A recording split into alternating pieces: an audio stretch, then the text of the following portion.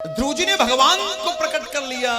राजा उत्तानपाद को पता चला हमारी बेटे ने भगवान को प्रकट किया है। सम्मान में रथ भिजवा दिए, घोड़े भिजवा दिए कि बेटा हमारा रथ में बैठ कर आएगा, लेकिन मना कर दिया ध्रुव जी ने। भला ध्रुव जी को गोविंद के दर्शन हो गए, ठाकुर के दर्शन हो गए, रथ घोड़े मान सम्मान अपमान से उन्हें क्या लेना देना। जिसको भक्ति का चस्का लग जाता है, जिसको ठाकुर के दर्शन का रंग चढ़ जाता है, उसको फिर दुनिया से कोई मतलब नहीं होता। उसको कोई कितना भी कुछ कहे कोई लेना देना नहीं है। उसको दुनिया चाहे कुछ भी कहे कोई लेना देना नहीं। घर से निकलेगा वो कथा सुनने के लिए, दोस्त कहेंगे भैया इधर बैठ जाना, क्या करना कथा में जाके क्या करेगा। बोले नहीं मैं कथा सुनने जाऊंगा, वो हाथ पकड़ के बैठ जाएगा, मैं तेरे को जाने नहीं दूंगा। बोले तू भले ही बैठ जा, हाथ का झटका मार के जाएगा वह। तुम चाहे जहन्नुम में जाओ, असी मैनू कथा सुननी है तो सुननी है। इसे कहते हैं भक्ति का रंग चढ़ना। जो भगवान के रंग में रंग जाते हैं। एक बात और है, दुनिया वाले उसे पागल समझते हैं।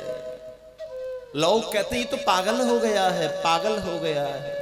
और जो भक्ति के रंग में पागल होता है, भले ही वो दुनिया की नजरों में पागल बन गया है, लेकिन ठाकुर की नजरों में वो सबसे समझदार है। प्यार से बोलो राधे राधे।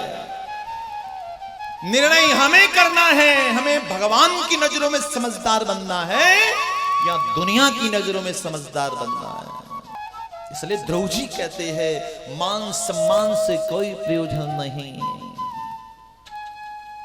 लौट कर आए, सबसे पहले अपनी सौतेली मां सुरुचि का स्तवन किया, प्रदक्षिणा की चरणों में लेट गए कि हे मां, यदि आप हमें अपवचन ना कहते, दुर्वचन ना कहते, तो मेरे मन में जिज्ञासा जागृत नहीं होती।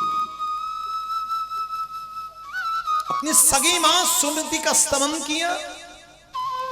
बोले मां आप कितनी अच्छी हैं, अपने बेटे को भगवान की भक्ति की प्रेरणा देती है, गोविंद से मिलने की सीख देती है। उत्तानपाद आए अपने पुत्र के पास, ध्रुव के पास, हाथ जोड़कर कहने लगे कि बेटा चौथी अवस्था आ गई है, भजन करने का मन करता है। ऐसा लगता है कि मैं भी गोविंद के गुण गा लूं, कीर्तन कर लूं, नाम स्तवन कर लूं। चौथी अवस्था आ गई है, अब कोई आकांक्षा नहीं है। जीवन भर हम अपने लिए जीते हैं, भगवान के लिए तुम जिए ही कहां हैं। आत्म कल्याण के लिए कहां हम जीते हैं, कहां समय निकाल पाते हैं। घर परिवार में, अपनों में, परायों में उलझे रहते हैं। इसलिए शास्त्र कहते जब चौथी अवस्था आ जाए तो यजन भजन करना चाहिए, भगवान का नाम लेना चाहिए। पुत्र ध्रुव को राजगद्दी पर बिठा देते हैं, स्वयं संन्यास शास्त्र को ग्रहण करते हैं, जंगल में चले जाते हैं। इधर ध्रुव जी महाराज अपने राज्य कार्य को संभाल रहे थे। उनके सौतेले भाई जो उत्तम है, कुबेर महाराज के बगीचे में पहुंचे और उस बगीचे को उजाड़ने लगे।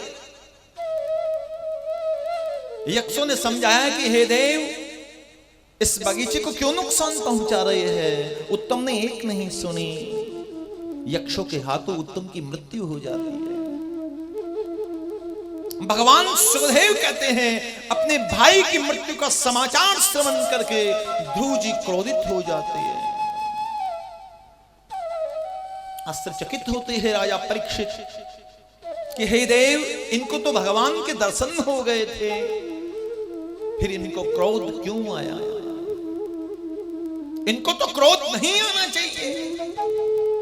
जिसको भगवान मिल गए, जिसको गोविंद मिल गए, उसे क्रोध क्यों आया। उसे तो क्रोध नहीं आना चाहिए। कथा सुनाते सुनाते सुखदेव भगवान के नेत्र में प्रेम के अश्रु छलक पड़े। सुखदेव भगवान कहते हैं भले ही ध्रुव जी को गोविंद के दर्शन हुए थे, लेकिन जीवन में कभी सत्संग नहीं मिला। शास्त्र कहते हैं भगवान के दर्शन से भी ऊंचा महत्व है सत्संग का। एक पल का सत्संग मिल जाए ब्रह्म ज्ञानी का, उसकी बराबरी ना स्वर्ग कर सकता है ना वैकुंठ कर सकता है। जीवन में कभी सत्संग नहीं मिला। क्रोधित हुए, उपदेश करने के लिए स्वयं मनु आए, विरोचन कुमार आए, उपदेश करने लगे।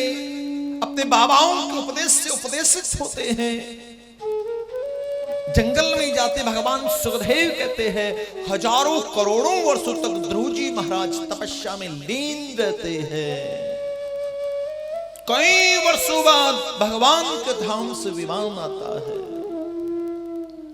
भगवान के पार्षद लेने के लिए आते हैं। जैसे ही ध्रुव जी महाराज उस विमान में बैठने लगे, सो ही अचानक वहां पर एक देवी प्रकट हो जाती है। जैसे ही उस विमान में बैठने लगे, उस देवी ने कहा कि ध्रुव जी ठहरो। बोले क्या हुआ? बोले भले ही आप स्वर्ग में जाना, भले ही आप वैकुंठ में जाना, लेकिन एक बार मेरे से मिलके जरूर जाना। ध्रुव जी ने पूछा कि देवी आपका परिचय क्या है, आपका नाम क्या है? बोले मैं कोई और नहीं, मेरा नाम है मृत्यु देवी। मैं इस संसार की मालकिन हूं। चाहे इस शरीर को सेठ जी बोलो, चाहे पंडित जी बोलो, चाहे आंटी जी बोलो, जाना वहीं पड़ेगा जहां से आए हैं। प्यार से क्या बोलना पड़ेगा?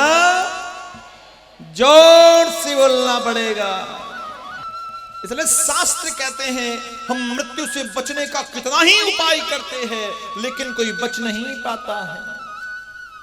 हम जतन कितना करते हैं कि हमारी उम्र का किसी को पता ना चले, कि हम इतने जिन्न सिन्न हो गए हैं, हम इतने वृद्ध हो गए हैं, कितना लेप करते हैं, कितना हम श्रृंगार करते हैं, लेकिन उम्र तो उम्र होती है और उम्र आते ही वहां जाना पड़ता है जहां से आए।